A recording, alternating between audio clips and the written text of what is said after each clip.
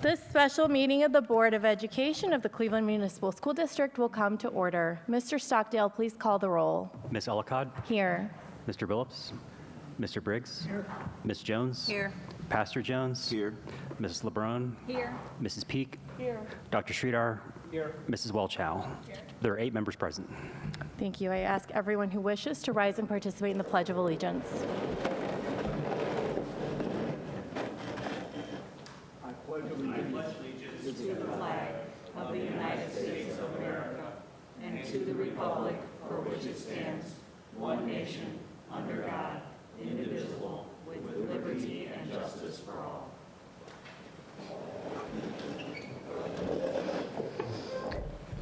Thank you. Welcome back early. The board will now have a Building Brighter Futures and a Back to School update from our CEO. Dr. Morgan? Thank you, Chair Ellicott. We are less than a month before we welcome back all of our scholars, well, most of them, which will start on August 24th.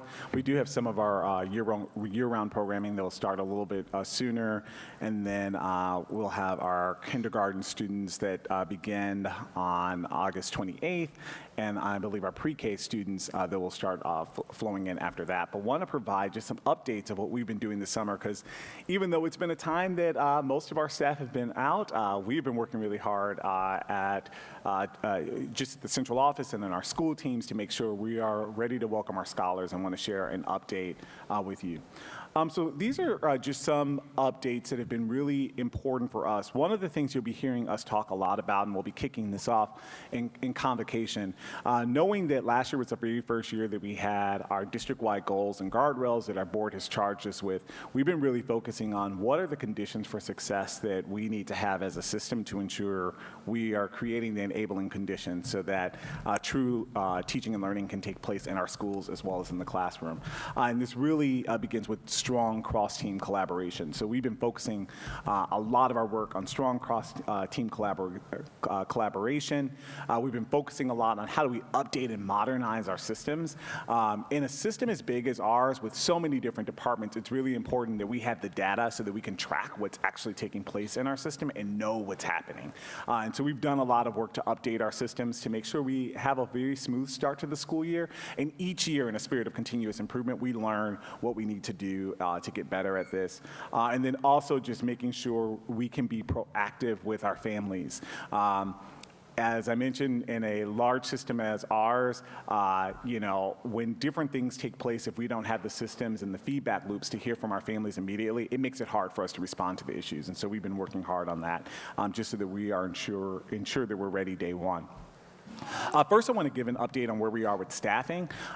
Just through a lot of the work that we've been doing, not only within CMSD, our talent team has been working really hard, but also in collaboration with our collective bargaining units, not only our teachers union, but our other unions as well. We are in one of our stronger places with staffing as of today.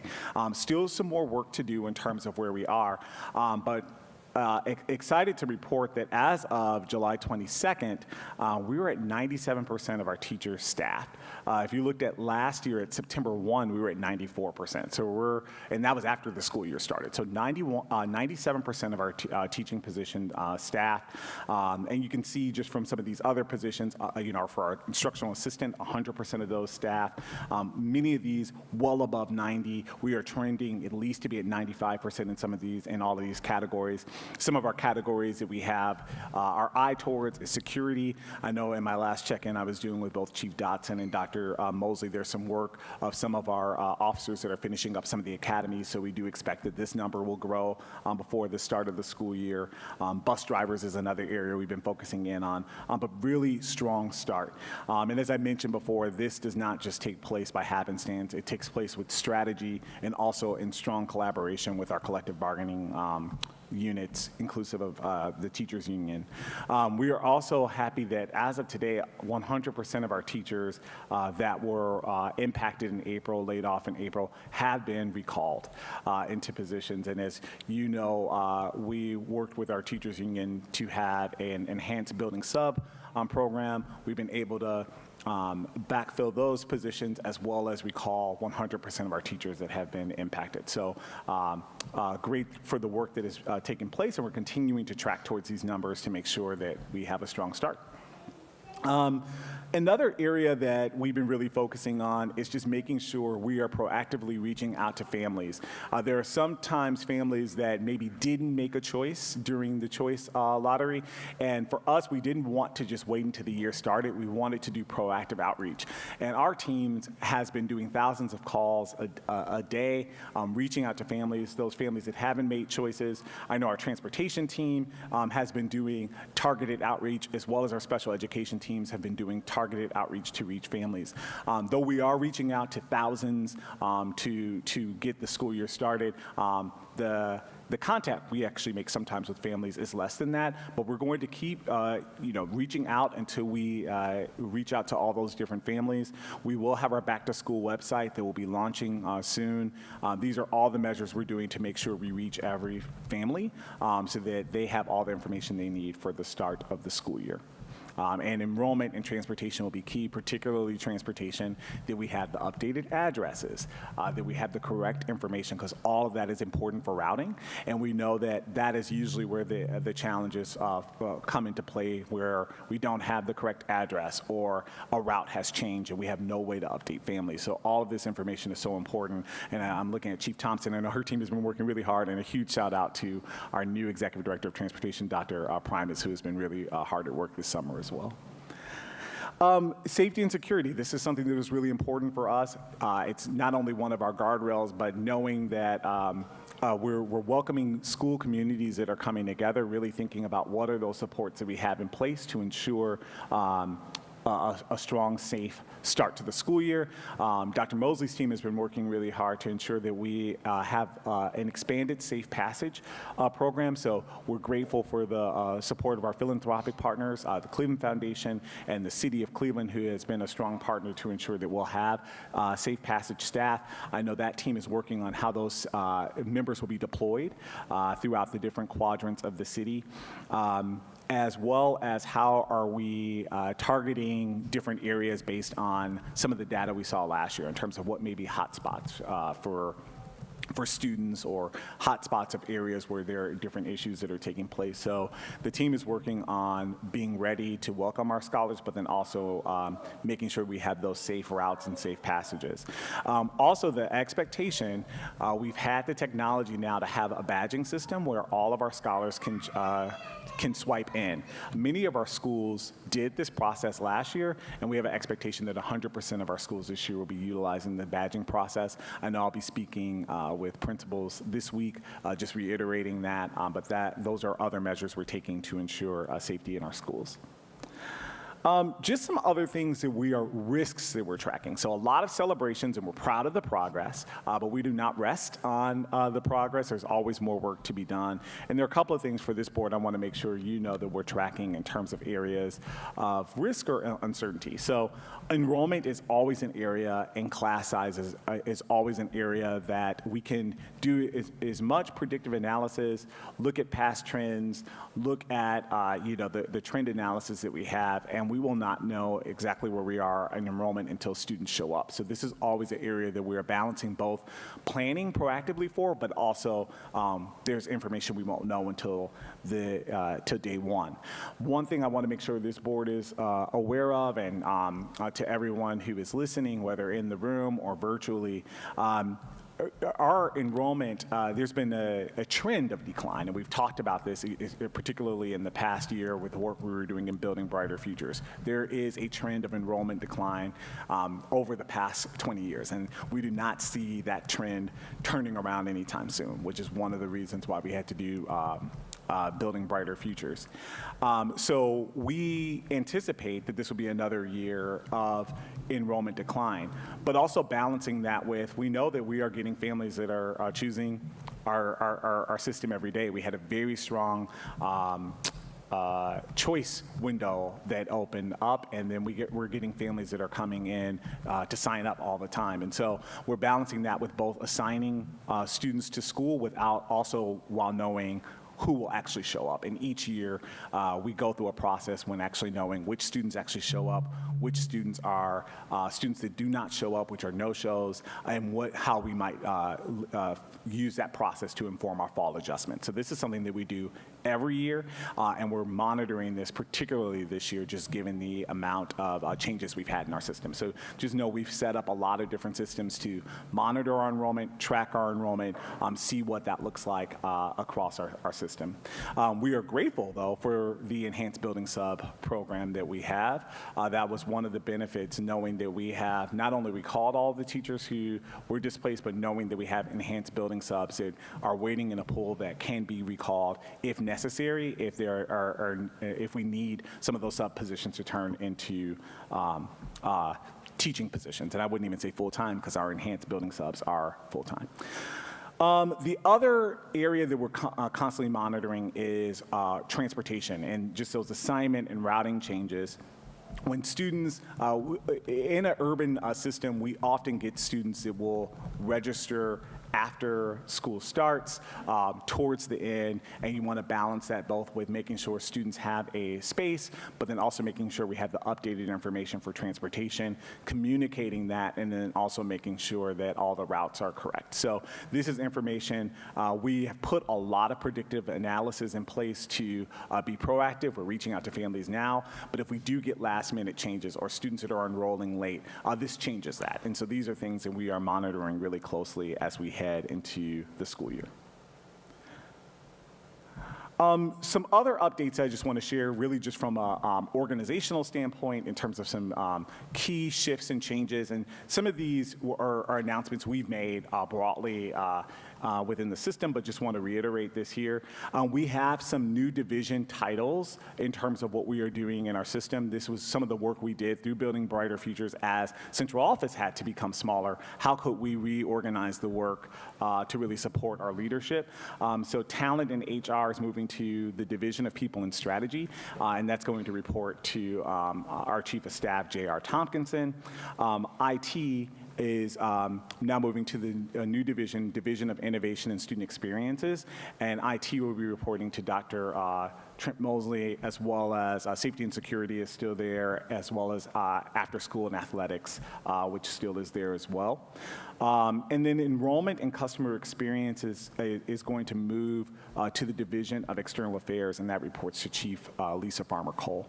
So these are just some of the key shifts that we are making to ensure better alignment and coherence, while we had to make some reductions at central office to make sure that it's better aligned.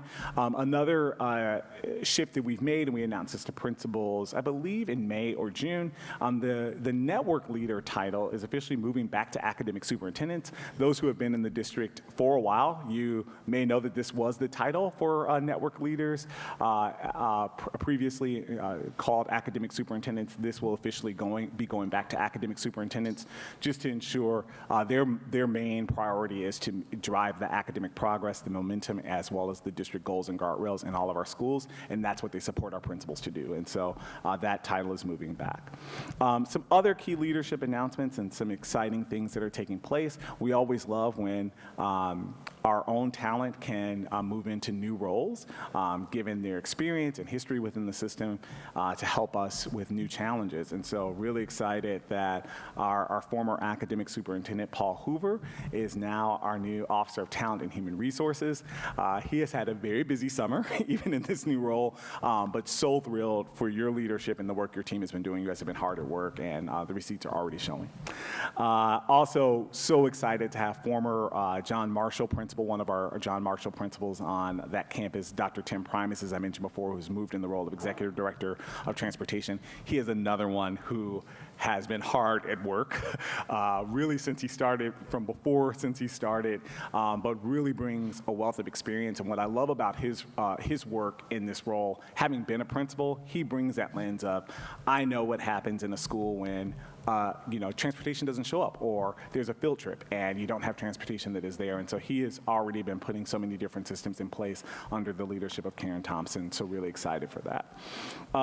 Also, we have a new role that we have been able to do based on how many of our principals we were able to move into some different roles, and we were able to really think about how might our current school leaders support us with some of this work this year with Building Brighter Futures. It's going to be an important year, an important lift for us to make sure we implement this correctly, and who better to help us have the voice of our schools as well as our teachers than school leaders.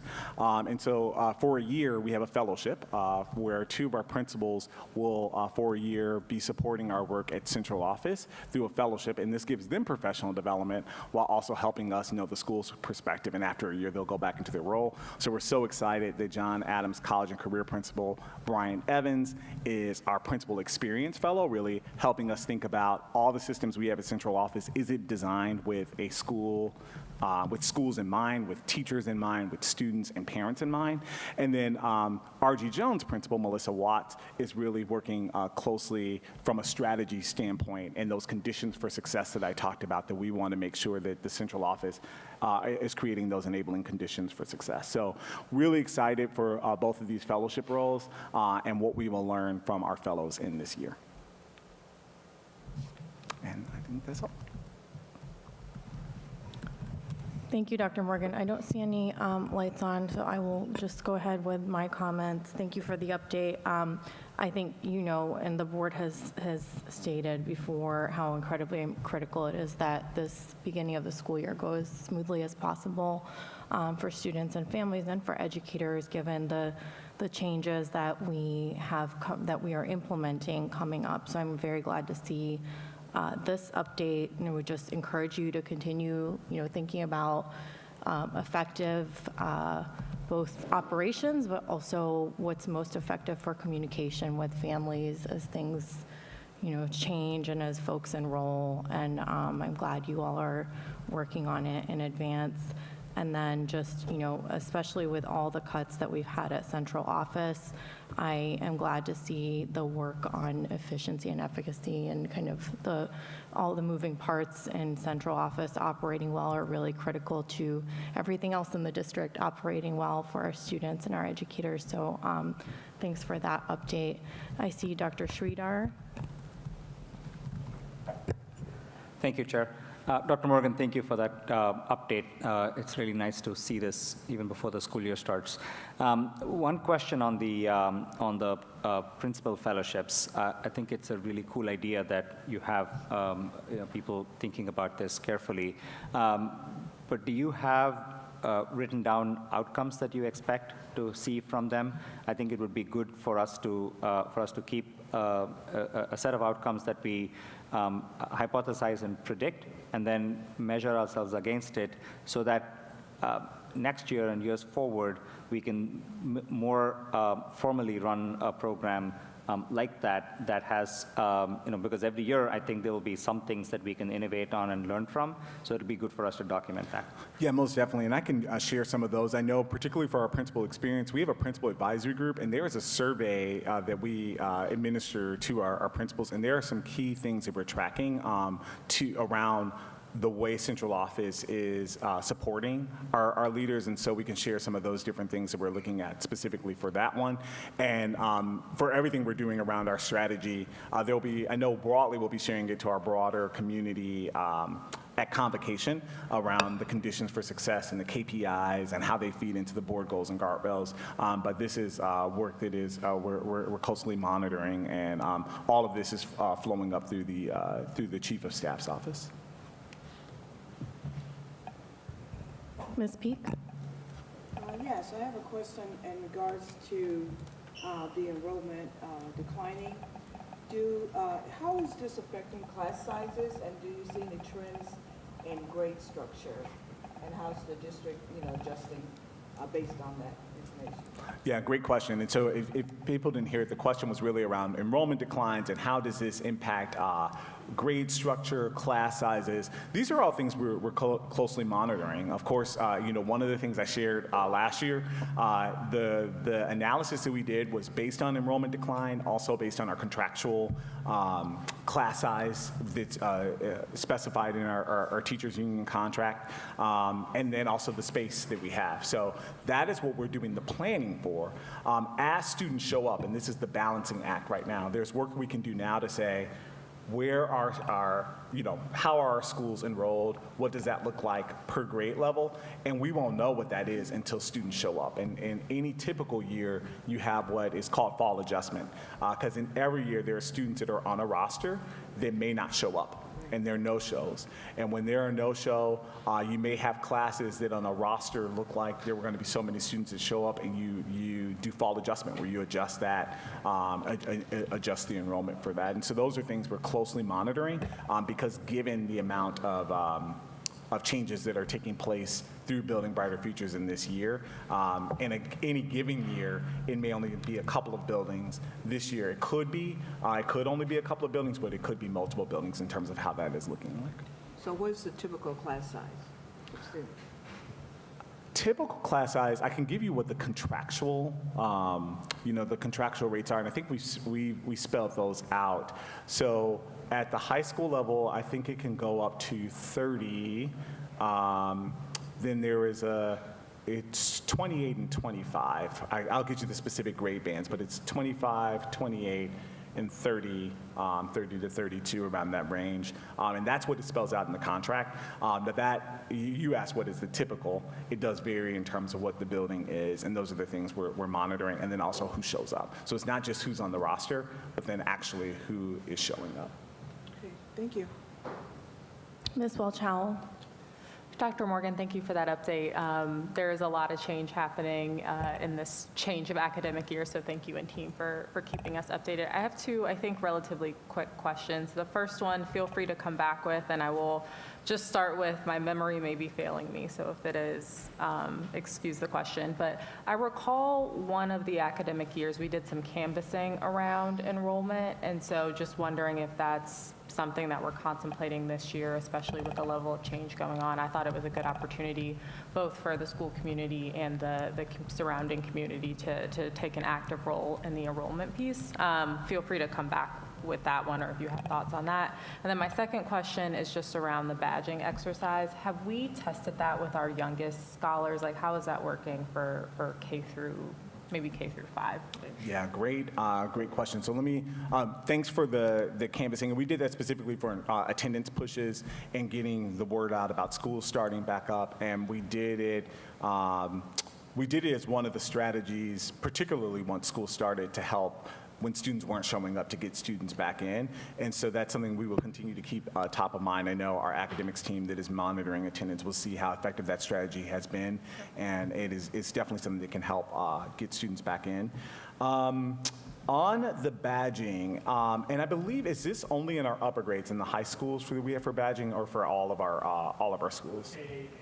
K-8 in high schools. I could follow up in terms of how we're looking at that. The purpose of having our badging programs for in all of our schools is so that we know who is in our building. And the reason why we've shared this with our school leaders, what's really important is it is very important to know at any given time who is in the building, not only just through attendance, but who has come into the building, who has left a building. It just really lets you know who is in the building, and it's an extra security measure. And I'll come back to you in terms of how we're looking at that in our younger grades as well. Yeah, absolutely. And I mean, I think it makes sense, especially in support of the guardrail we have around safety. I was more curious if we know how well it works for our youngest scholars, that's all. Thank you. Dr. Morgan, additional question from me, or really a little bit of context as well. So we've been talking about declining enrollment for some time, and that's why we started our school consolidation plan, Building Brighter Futures, and something that districts across the country are grappling with. I know over the summer I've connected with many of my urban school board chair colleagues and heard from them about the challenges that they're facing with enrollment. Something that we talked about when we were assessing Building Brighter Futures as a proposal was the class size issue. I appreciate Ms. Peak raising it.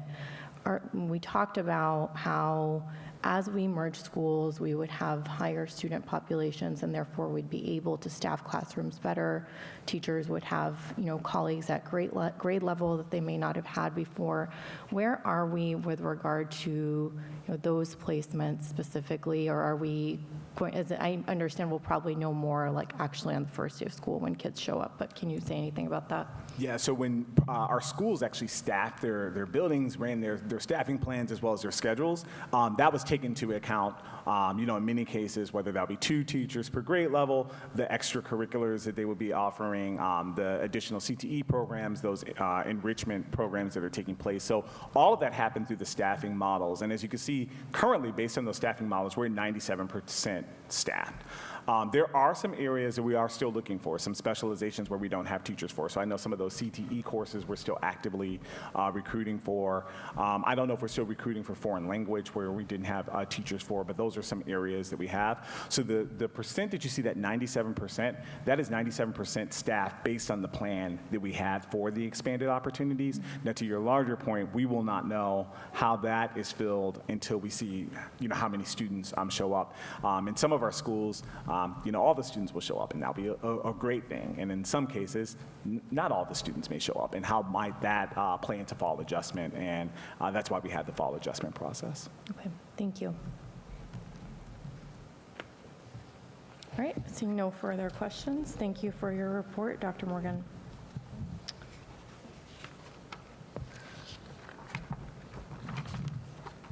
The chair will now entertain a motion to approve the minutes of the board business meeting of June 23rd, 2026. So move.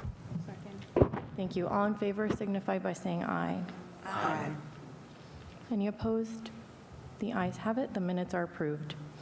The next 4 resolutions are not on a consent agenda and will be voted on separately each. Resolution 5.01, the chair will entertain a motion to adopt Resolution 5.01, making an appointment to the Cleveland Public Library Board of Trustees. So moved. Second. Thank you. As under state law, the appointing and taxing authority of the Cleveland Public Library, the Cleveland Board of Education is charged with making appointments to the library's Board of Trustees. I will now recognize Mr. Billups, who is chair of the Board of Education's Ad Hoc Library Board Appointments Committee, to present a brief recommendation on behalf of the committee to the full Board of Education. Thank you, Chair. That's what the notes say. Thank you, Chair Ellicott. I would like to share that the ad hoc committee did review 10 applicants. All 10 applicants were very well qualified. We did end up interviewing 4 applicants, and I would like to propose Ms. Kate Carden to the open Cleveland Public Library Board of Trustees seat with an expiring term of July 2030. Just to share a little bit briefly about Ms. Carden, she is a graduate of the College of Wooster and Cleveland State University. She is currently the Vice President of Innovations at Housing Partnership Network. Her recent work has included innovative insurance strategies to ensure affordable housing sector has access to affordable insurance. She is also leading an artificial intelligence community of practice to ensure members are able to utilize AI appropriately. Ms. Carden's vision for the Cleveland Public Library Board membership is one that guides public service to be responsive to the needs of all community, of the community. Ms. Carden is a Cleveland resident and will have a kindergarten child attending the CMSD school in the fall. Thank you, Mr. Billups. As a member of the committee, I just wanted to add, to my colleagues. We were thoroughly impressed with our candidates, and especially impressed with Ms. Cardin and her understanding of the current landscape impacting social services in our city and how important it is, as well as her community engagement, and especially her understanding of the governance role and the importance of making financially sound decisions while supporting the community through the incredibly critical services that CPL provides. Are there any other comments from committee members? All right. Well, Ms. Cardin is with us this evening, as is Director Felton Thomas from the Cleveland Public Library. Just ask you each to stand and be recognized. And Ms. Cardin, it appears we don't have our microphone up, but would you like to say a few words? We can, oh, okay, we have a karaoke microphone for you.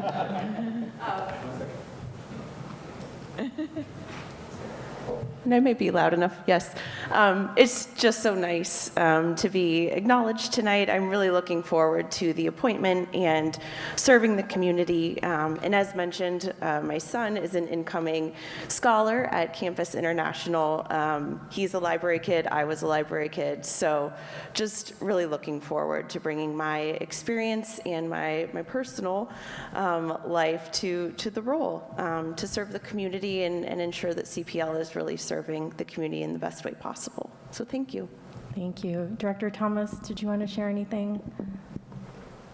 You don't usually pass the mic around. Don't get excited, everyone. No. Just that we're very excited to have Trustee Cardin come on board. I will say that just in a few minutes as soon as you approve her.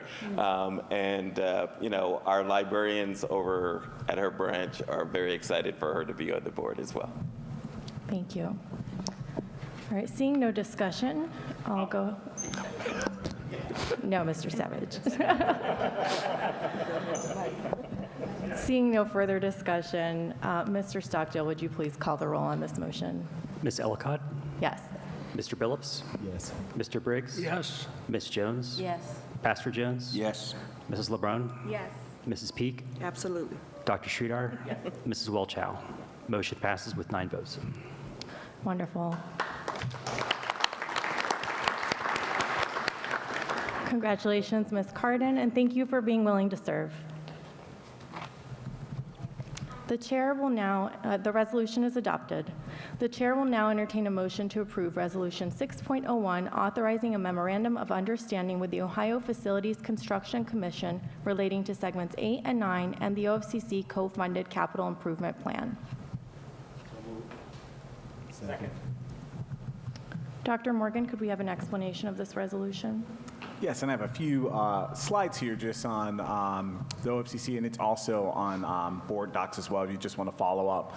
So the first thing is just really giving some history about our Ohio Facilities Construction Commission, the OFCC.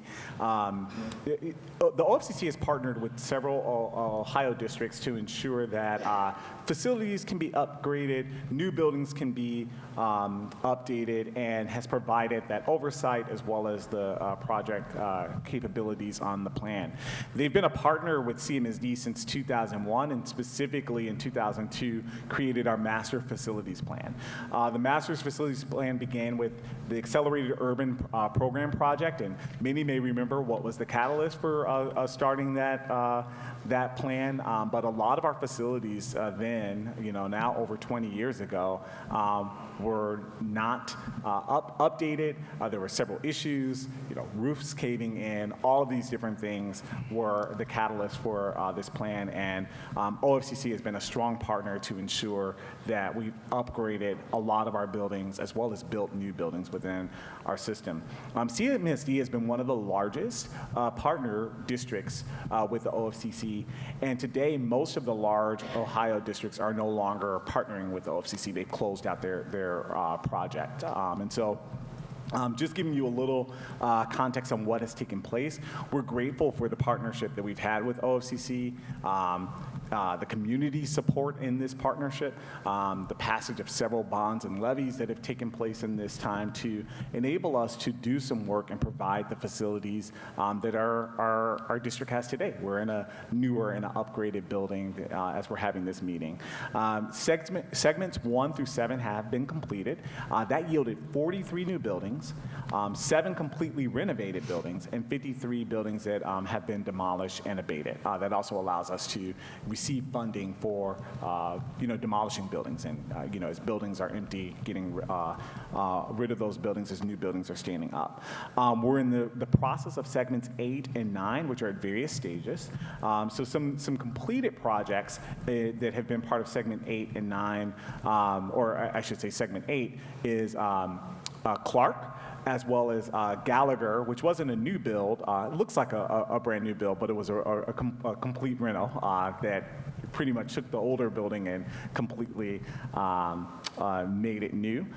And we're in the process of building Marion Seltzer, Lincoln West High School, and Glenville High School, and then there's 16 demolitions and abatement projects that the board voted on last spring that are a part of segments 8 and 9.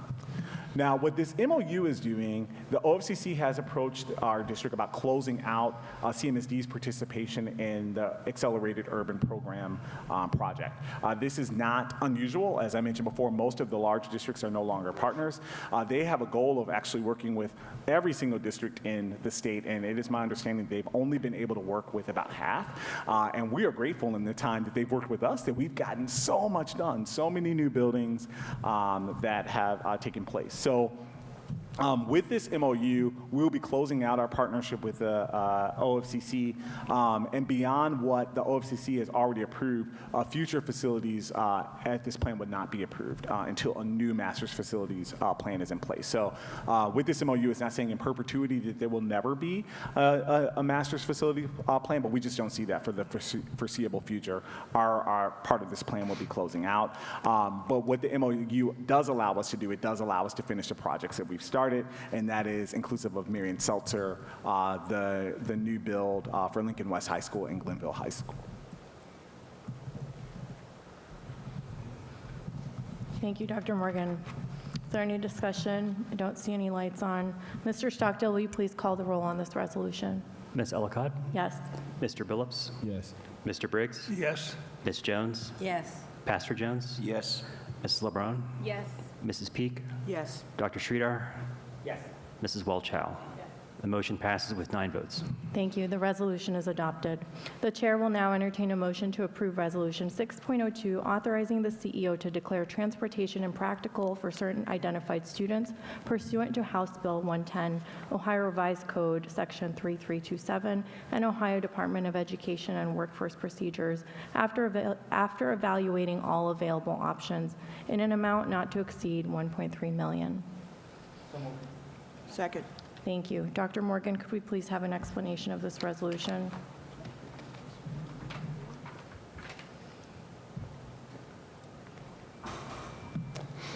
This is a resolution whereby the board will be authorizing payment in lieu of providing transportation to certain students attending non-CMSD schools. In accordance with Ohio Revised Code 3327.02, the Board of Education may approve payment in lieu of transportation when transporting an eligible student is determined to be impractical. For the 25-26 school year, the required payment is $607.15 per student, prorated by days attended based on 50% of the statewide average cost per pupil of the $1,214.29. The CMSD Transportation Department reviewed the required impracticality factors, including time, distance, student count, cost, comparable service, schedule impact, and other available reimbursable transportation options. Based on this review, transportation has identified 2,106 eligible students listed in attachments A and B whose families accepted payment in lieu of transportation for July 1, 2025 through June 30th, 2026. Late submissions will continue to be reviewed and confirmed before any additional recommendations are brought forward. Thank you, Dr. Morgan. As a reminder or a refresher for students who are these students are students that CMSD is held responsible by the state for transporting or providing transportation costs, even if they are attending schools outside of the district. Thank you. All right, Mr. Stockdale, will you please call the roll? Chair Ellicott? Yes. Mr. Billups? Yes. Mr. Briggs? Yes. Ms. Jones? Yes. Pastor Jones? Yes. Mrs. LeBron? Yes. Mrs. Peak? Yes. Dr. Sridhar? Yes. Mrs. Welchow? Motion passes with 9 votes. Thank you. The resolution is adopted. The chair will now entertain a motion to approve Resolution 7.01, authorizing corrections to resolutions from the June 23rd, 2026 board business meeting.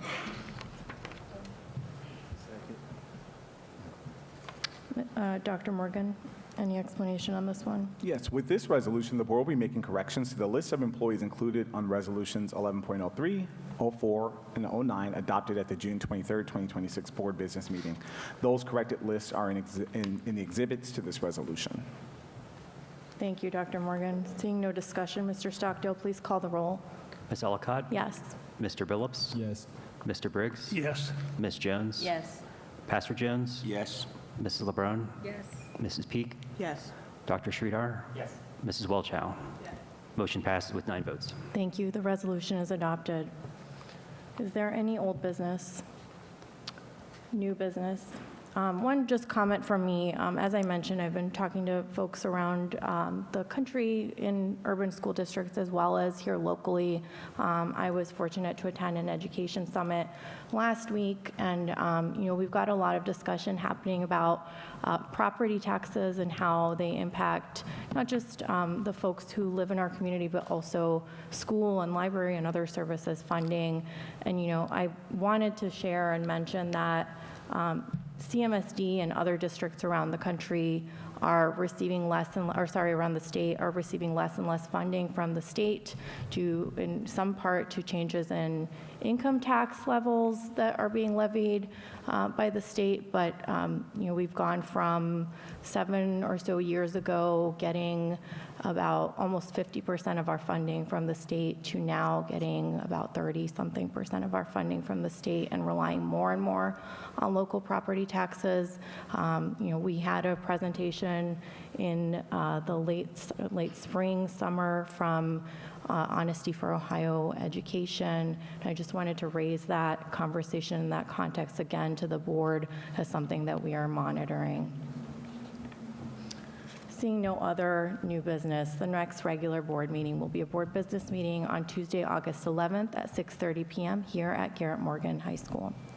The chair will now entertain a motion that the board enter into executive session for the purpose of considering the employment of public employees, considering confidential information relating to negotiations with other political subdivisions, respecting requests for economic development assistance where the information is directly related to a request for economic development assistance that is to be provided or administered under Ohio Revised Code Section 5709.62, and that a unanimous quorum of the board determines that this executive session is necessary to protect the interests of the applicant or their possible investment or expenditure of public funds to be made in connection with the economic development project. So move. Second. Thank you. Again, this motion would require a unanimous vote in order for us to go into executive session. Mr. Stockdale, please call the roll. Ms. Ellicott? Yes. Mr. Billups? Yes. Mr. Briggs? Yes. Ms. Jones? Yes. Pastor Jones? Yes. Mrs. LeBron? Yes. Mrs. Peak? Yes. Dr. Sridhar? Yes. Mrs. Welchow? Motion passes unanimously. Thank you. The board will now move into executive session. Following executive session, the board will return this room to adjourn the meeting with no further business.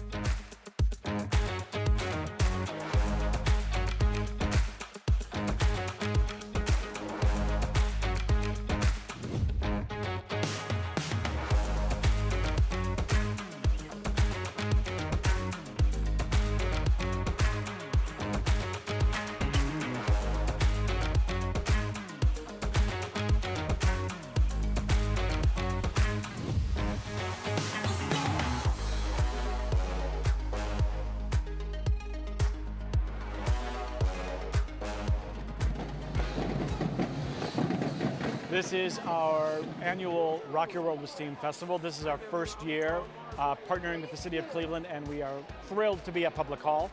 And right now what you are experiencing are multiple musical acts, from orchestra to band to marching band to, we just had it finished with our African drumming with Brother Olu, and we have art displays in the basement. We have multiple community partners and vendors here all day.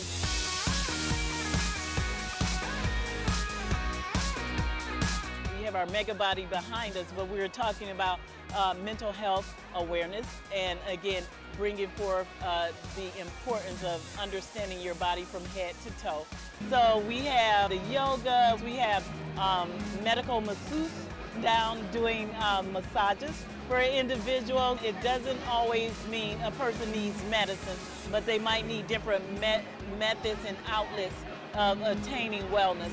So we're bringing it all today. So as a culmination of learning throughout the year, this is the perfect opportunity for our teachers and our scholars to showcase what they've been doing. When you think about music, for example, it takes almost a year to really get to the level that you need to be able to perform. Nearly every school has some form of participation in this, whether it's through the All-City program or by tabling on their own to display what they're doing. This is truly an all-school, all-city event, and it's a celebration of every grade level, K through 12. It's the best day of the year. This is when we get to celebrate our kids and to celebrate our families, and there's nowhere else I'd rather be.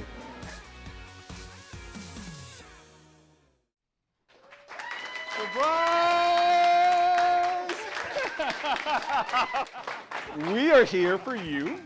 You were nominated by the academics team to receive an award from the Harvard Business School Alumni Association of Northeast Ohio, Excellence in School Leadership and Management. They give 2 awards. They give 2 awards to 2 extraordinary leaders in Northeast Ohio. You are one of them. And we thank you for all the work you do, not only here at Garrett Morgan for the scholars here, but also by representing the school leaders across our district. You do it fearlessly. You represent our educators and teachers. You advocate for them. And we just are grateful for your leadership. So excited for you. Congratulations. Scholars and educators, give your principal a round of applause. So when you are late to school, like, how does that make you feel? Do you feel like you're missing part of your day, or you're trying to play catch up? Like, how does that make you feel when you come to school late? It just makes it a little bit harder to understand where we at and in school. I live in a Huff neighborhood, which is on the east side of Cleveland, and go to school on the west side. So I take 2 buses to get to school, and it usually takes about an hour. And maybe if there's like something going on in the road, traffic jams or something, it'll take off some time, so it'll take even longer to get to school. I have to get to school on time so I can be able to pass, get the credits that I need to be able to graduate. I got world history first period, so it's kind of hard to catch up in that class because we doing pasting, so we moving, and it's no point in coming back for just one student. It's important to get to school on time because you will be able to meet new people, learn things like that you never knew. Get to school. One of our students, they did something special for someone in the community. And so we get all these people here to celebrate and to recognize what Allison did for someone in her community. That morning, while boarding the school bus, you noticed a small child wandering alone on the street, wearing only a t-shirt. Recognizing the danger the child was in, you immediately alerted the bus driver and took action to help. I want to give you a First District Commander's coin. It's got a 1 on the front for the First District and the seal of the Cleveland Division of Police on the back. And I saw the girl walk out, and the bus driver was about to hit her. And so what did you say to the bus driver? I was like, stop. And then he told me, who is that? Is that your niece? I was like, no, that's not my niece. And then I went off the bus to go grab her. It shows a great deal of awareness and maturity for her age. Most kids, like you say, they're on the bus, they're talking, they're on their phone, you know, and the fact that she noticed, she paid attention, you know, to what was going on at that particular time is just, you know, amazing. I think it's very important because, you know, we're a community. We work together, we help each other, and that's how we get things done, and she's already doing that. Children can teach us a lot, and I think she did. Be aware, look around, help people when you see them in need. I don't really care about the gifts because it was just the point to save somebody, anybody that need help.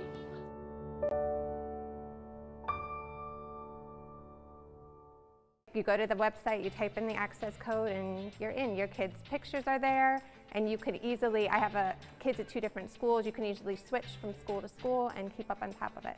Everything's right there. Like, everybody always has their phone with them, so you can easily access it to your phone. It's a relief for me knowing that my child has the best chance that they can, knowing every day they wake up, they can go to school and, you know, take advantage of the day.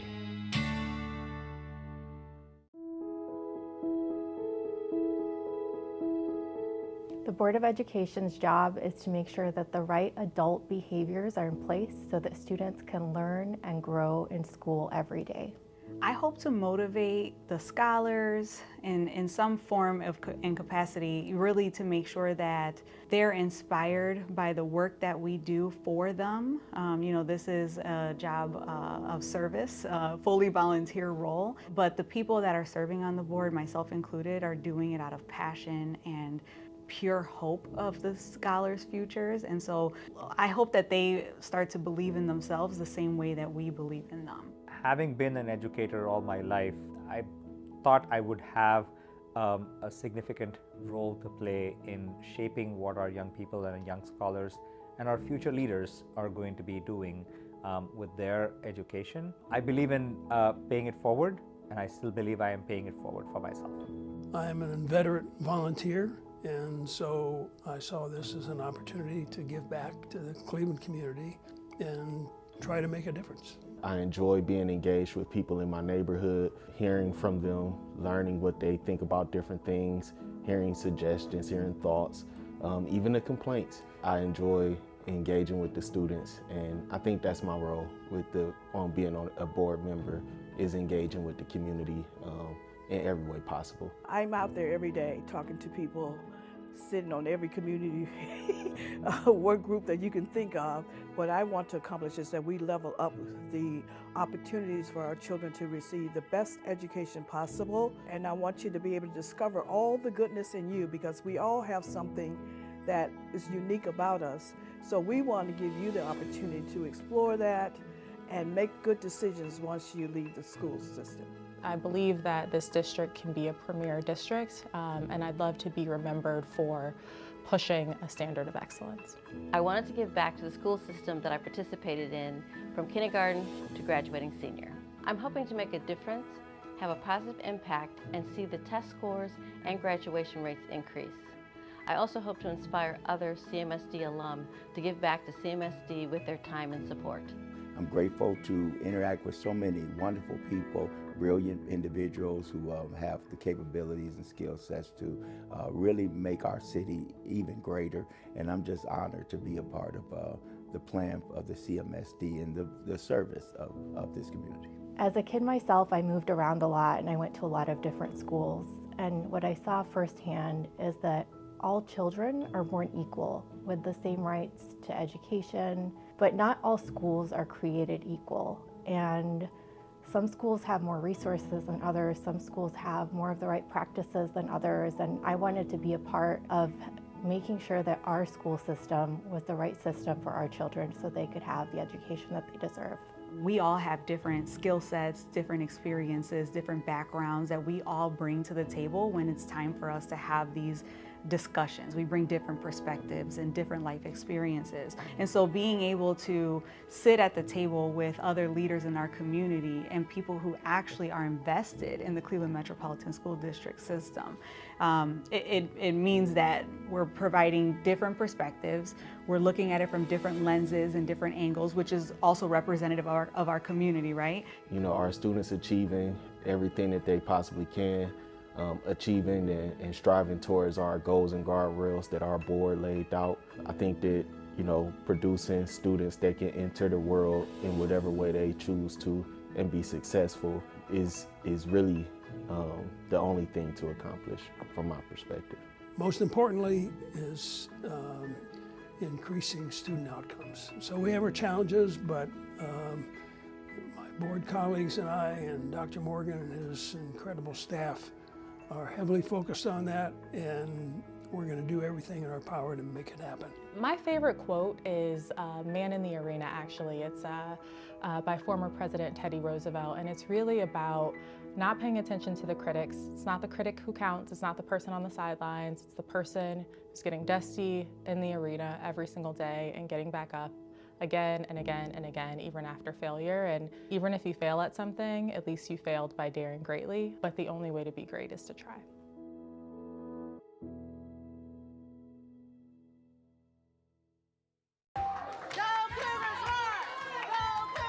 Today it is the last scrimmage to find out who goes to state. It has been a really great journey. It's different learning about STEM and like robotics and tech. My favorite part about building the robot is all the teamwork it takes. The teamwork, I feel like it brings our team together, and I really like that part. The robot has to launch artifacts, which is similar to a ball. So they're launching it into a pyramid type situation and get those points, and then you have to line your robot in a certain order to get points. It's a lot of challenges in depth in getting points. Our robot, it took us a lot of time to really build it. It took a lot of patience. We came across many problems and challenges, like our chain kept breaking, so we had to find a lot of solutions to that problem. And it was a lot of gracious professionalism used. This is their thing, and they really take it seriously, and they come out and they try, and you just, like this morning, one of my girls did something in one of the presentations, and I started to tear up because I was just so proud of them because I've never seen this child do this, and she just blossomed right in front of me.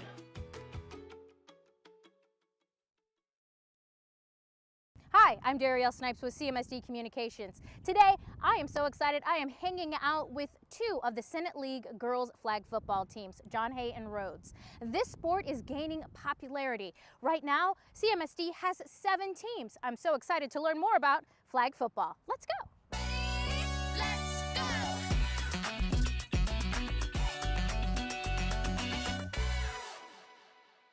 Joining me now is head coach of the John Hay ladies flag football team, Coach Vanetta Kreider. Welcome. Thank you.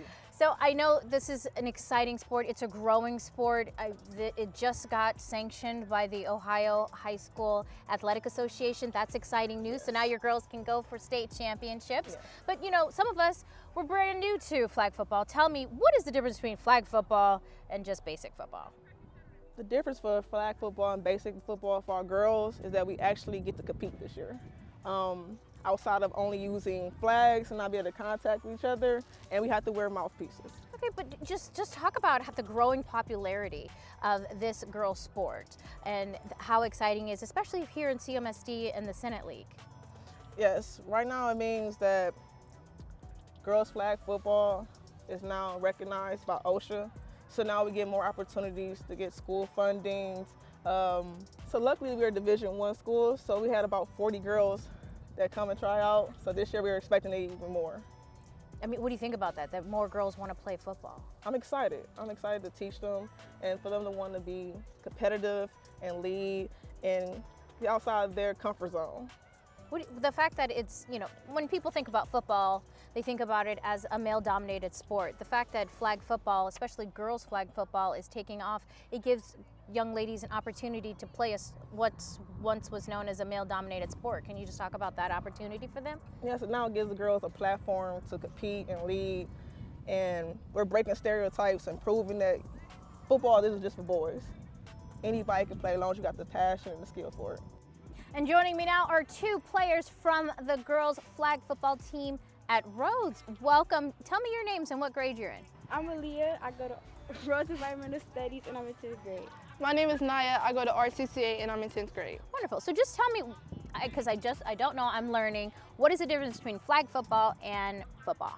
Well, flag football and regular football, we already know it's not as much contact, but there's a lot you can do. Like the quarterback can't run. The ball is smaller, less people on the field, so it gives. And flag is quick. It's not like football. Football you have more time. Flag is quick, and you have less time. Okay, and then you also have the flags. How hard or easy is it to get another opponent's flag? It depends on how fast the person is moving. Yeah, and what moves they're pulling out. But usually, if you're up, like if you're catching up to the person, it's very easy.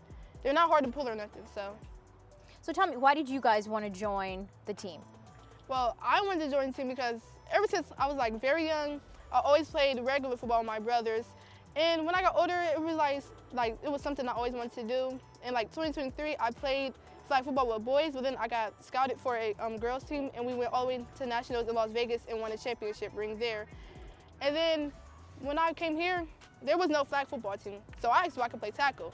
But my mom wouldn't let me, and then I found out later on we had a flag football team, and I was like, oh, this is my sport, so I'm definitely going to play. I also feel like a sport that was really made for boys that girls never really got the opportunity to play. When I saw it at Rose, I feel like a sport that was always classified as like a boys sport, being like girls being able to play, I feel like that was really cool. So I really wanted to take that opportunity to play.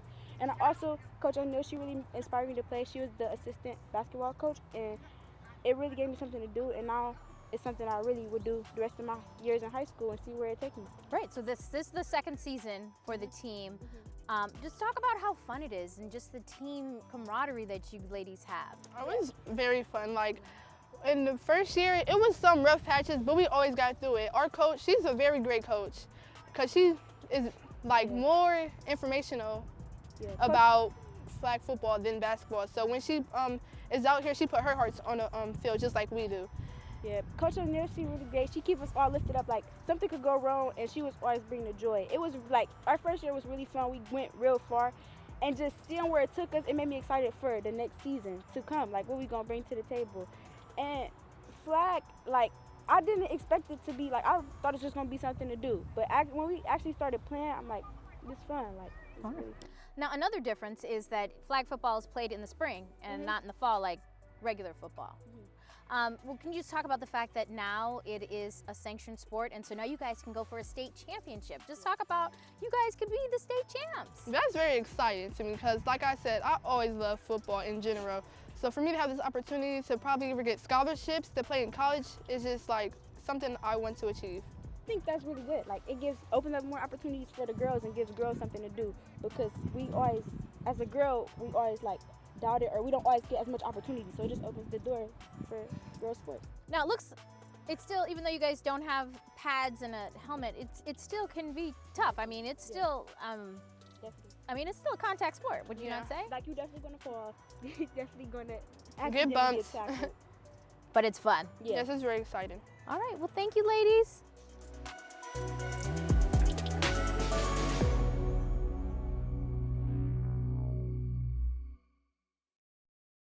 What you see before you is a culmination of 2.5 years of work.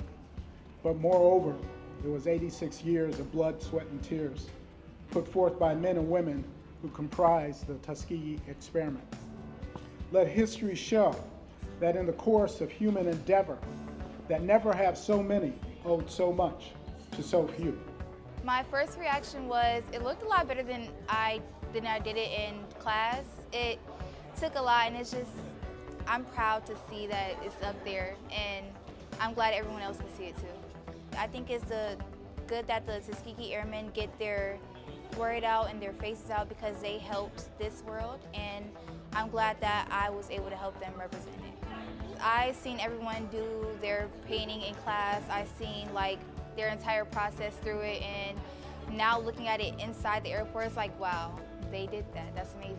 My name is Lori Lane, and this is my father, Earl Roscoe Lane. He was with the 332nd of the Tuskegee Airmen. I think they did a fantastic job in doing it. I know when I was speaking to a group of them, they said they did a lot of research on it, but they were so open to listening and to learning more, so that we have more young people that are able to display their talent, learn, and it's one, as a teacher, I know it's one of the greatest ways for students to learn, and for this will stay with them for the rest of their lives. When I say food is, you say medicine. Food is? Food is? Woo! Give it up, yay! So what we have going on here today is a Meet the Farmer event. So we have this year partnered with 4 Cleveland growers that grow the vegetables that are on the salad bars that are in some of our schools. and the students can meet the farmer. Today we have Farmer Sarah and Farmer Jamel, and they get to meet the farmer that grows their food. They can ask them questions. We have trading cards, and the students get to try the produce items that the farmers grow, and it just encourages them to try something new, to eat fresh vegetables, and they can meet the farmer, and then they get to vote on if they like the produce item or not, and they get fun stickers, and we have what if they write on the board of what they liked about the product. This is one of the youngest demographics that we can have an influence on, and when you're talking about school lunches, this is food that they're going to be eating daily for a majority of the year, right? And so to be able to introduce local foods on a daily basis to students within the Cleveland area is just evolutionary. We're talking about the benefits of fresh foods and also the difference between local fresh foods and those you might get, say, at a grocery store that might have been shipped from all over the country or world to get to your plate, often picked months and months earlier and don't have the same level of nutrition or flavor. So giving them that experience of eating something that was grown locally and why that's so important and why it's so important to grow your own food. It was kind of sour. It was sour. And that was my first time ever trying that, but it had a pretty color. So today we started on our robots. Well, we started on our robots like 2 days ago, but today we added like our finishing touches, and we made them waterproof with pool noodles. We attached motors to them with wax in it, so it's waterproofed. And those motors spin at a very high speed, so it can propel itself through the water and able to do its tasks. It's so cool because usually robots are like on the surface, right? This time it's underwater, which makes it harder to see, but more funner because like you don't know what's gonna happen. The machine itself, you can program it first from your computer. Once you access, this is via Bluetooth. Basically you can control it from there and automate it wherever program you want to, set it at a specific time. Experiencing all of this, I've actually had a lot of fun being able to come up here and just learn about a machine. And I've personally been part of a robotics team, so being able to experience a machine automating other stuff like agriculture is a really good experience. I had a lot of fun.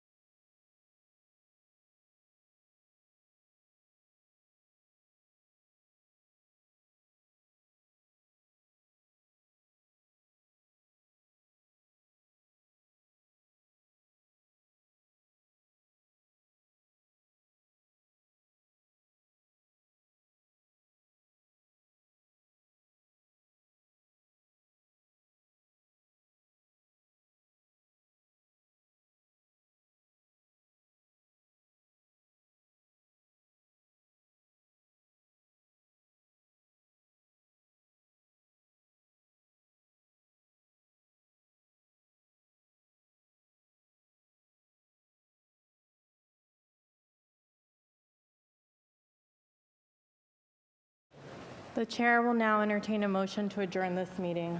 So moved. Second. Hearing no objection, this meeting is adjourned.